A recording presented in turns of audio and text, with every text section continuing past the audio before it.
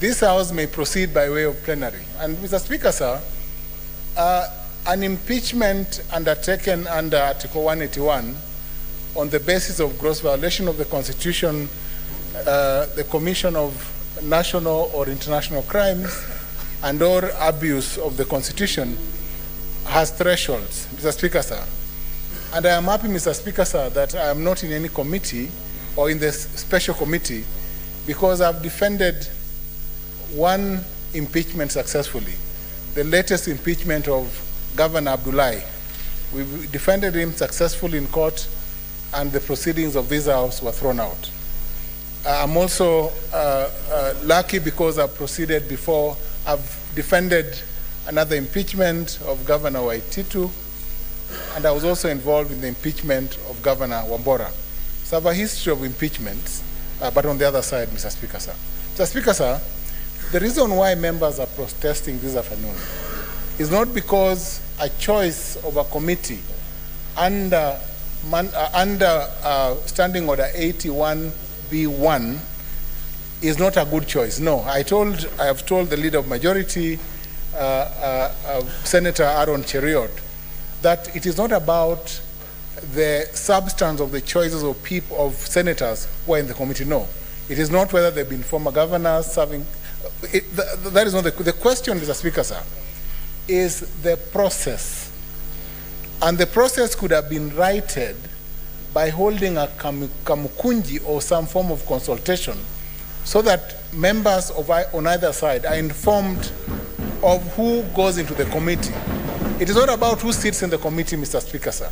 And I think none of the members who have spoken this afternoon has spoken to the inappropriateness, for instance, of Senator Aluale sitting in the committee, no, or any other senator sitting in the committee, no.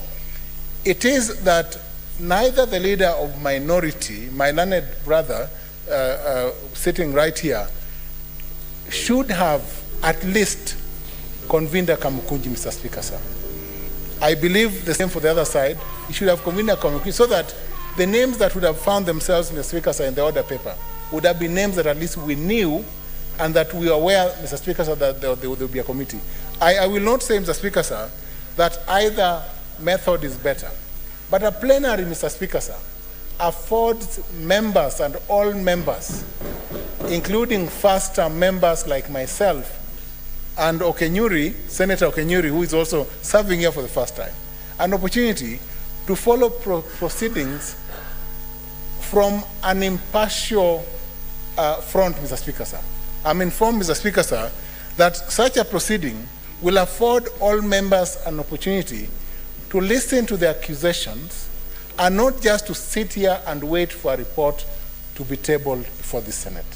Senator Methu was sharing with me this morning and whispered to me that he would be happy to listen to these proceedings so that a fair impeachment, a fair process of removal under Section 33 of the County Government Act, Mr. Speaker, sir, and this process must be fair. This is the first time, Mr. Speaker, sir, that a woman is appearing before Senate for impeachment. Second time. I think there was Governor Anwar Guru in the last Senate, in the 12th Senate. And I believe, Mr. Speaker, sir, that the gender card or the gender question may not be the strongest card in the constitution of this committee. Though I believe, Mr. Speaker, sir, that a number of 5 for women and 6 for men would have been a fairer balance in this committee. And I speak for women, Mr. Speaker, sir.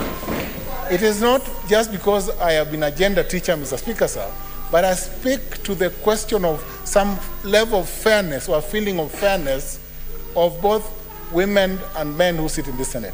But I wish to remind Senator Gloria that, Mr. Speaker, sir, should we proceed by way of plenary, she will not have a right to vote at the end of the process. Should an impeachment be made? But at least it is fair, Mr. Speaker, sir, that this be an all-inclusive process.